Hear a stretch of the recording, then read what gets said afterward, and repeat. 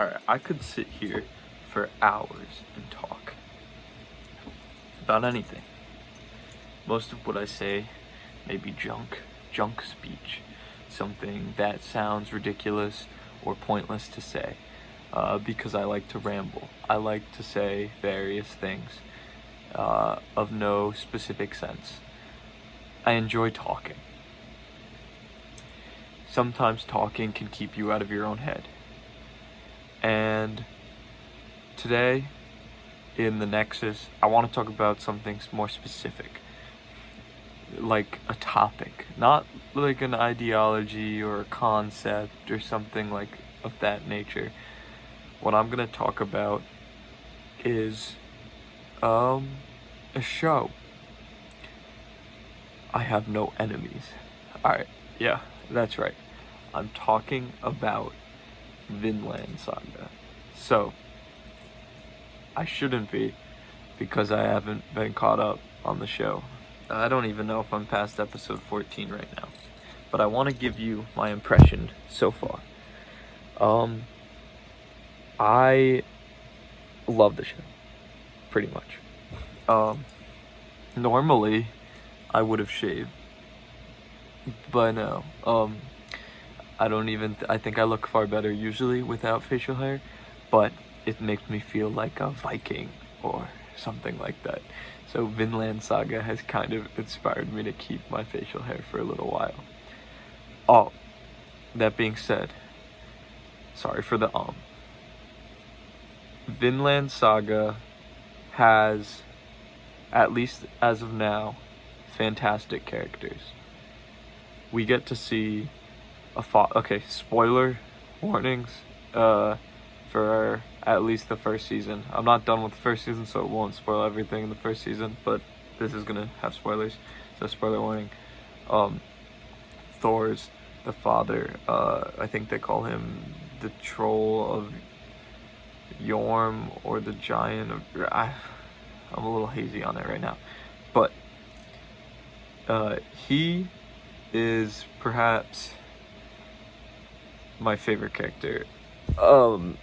Not in the sense that he's the most enjoyable character to watch, but I feel like a lot of my ideology coincides with his.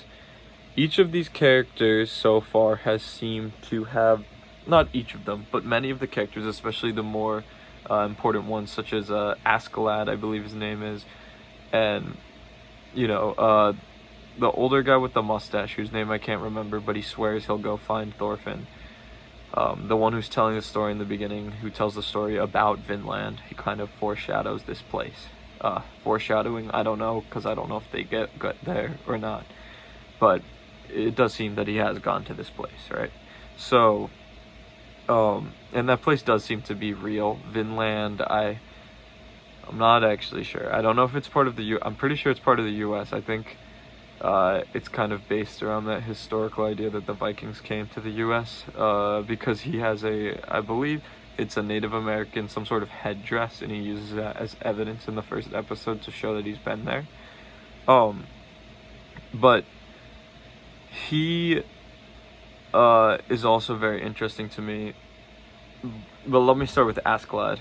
Askeladd, I notice, has this principle of being a slave, how everyone is a slave to something, but that to be a literal slave is, in some essence, a choice. It's not much of a choice, but if you really wanted to, you could break your bonds and find some way out and do what you can to survive, but you may die in the effort. I mean, circumstances make it harder to achieve certain things. But he has this idea, and it kind of stems, it seems, from Thorfinn. It pretty obviously stems from Thorfinn.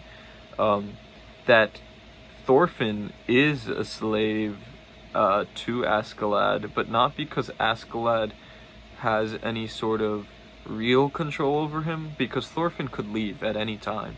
Thorfinn could go run, and he could escape his, you know, battalion or whatever. And it doesn't even matter. He would let him go, probably. But Thorfinn stays. And Thorfinn does pretty much always as Askeladd asks, at least up until this point. And when he does this, it kind of goes to show that Thorfinn will not leave, because Thorfinn has become a slave to this idea that he needs to kill Askeladd in an honorable duel to avenge his father's death. I think that's very powerful as a plot device, I guess. It keeps these two characters together and puts them at odds end. But and this also goes into the you have no enemies idea, which that's sort of, I think, in the show, there's many layers to it, but in some senses kind of has to do with the idea that like, no matter your nation, no matter who you are and where you are in the world, we're all really similar people, and we are only made enemies by circumstance, by what we are taught. When it comes down to it, you don't have any enemies. There's self-defense, and there's things that you must deal with and face in life, but you should never go out of the way to have enemies, because you don't. You have no enemies. We are just people, and an enemy. It also, I don't. At this point, it doesn't say it. I just stuttered a little bit. But it does seem to suggest that there is an enemy, and that is yourself. Because if you have enemies, it usually stems from something within yourself, either an insecurity or some inner battle you're trying to win. But in order to win, you feel like you have to use other people, which is very true of Thorfinn. Thorfinn seems to feel that he has to do this thing, and he has to best Askeladd to honor his father. But he has, at one point, this vision where his father comes to him and he's on a boat. And it sort of shows you that his father, and you can kind of tell without this scene, that his father would not really care if Thorfinn did this. I mean, maybe he would be proud of his son for perfecting his fighting prowess, but to take a life, he might be disappointed in him. I'm not so clear on that yet, but it's definitely pretty prevalent that Thorfinn's father, Thor's, that's his name, I'm pretty sure. I'm just very unconfident about those sorts of things. He does not seem to believe that killing anyone in almost any circumstance is the right thing to do, unless in self-defense. So I don't think he would want Thorfinn to kill Askeladd, but Thorfinn seems to actually know this and still seems to want to do the act. But it's like Thorfinn is sort of blinded by this emotion and this rage, but it's such an interesting dynamic that he's forced to be around this man all the time that killed his father, and he's forced to work with him in order to kill him. It forces him to create a bond with a person that he considers to be an enemy. And I have a feeling they're going to use Askeladd in some sort of way where he dies in some sense that bothers Thorfinn, and his father's ideology becomes embedded in him. But I also find Thorfinn to be a very interesting character because he sort of seems to act with rage and emotion and like intent right now, but he doesn't seem to have a fully developed philosophy of his own, and I think what this show is doing is kind of developing it for him. And it's very interesting because you have the figure of Thor's, but you also have Askeladd, and Askeladd kind of works as a second father for him, even though Thorfinn sort of hates him, because Askeladd is this person who he has to do who he's kind of taught things by, because he has to work up towards this guy to face him. He teaches him more of the grit of the world,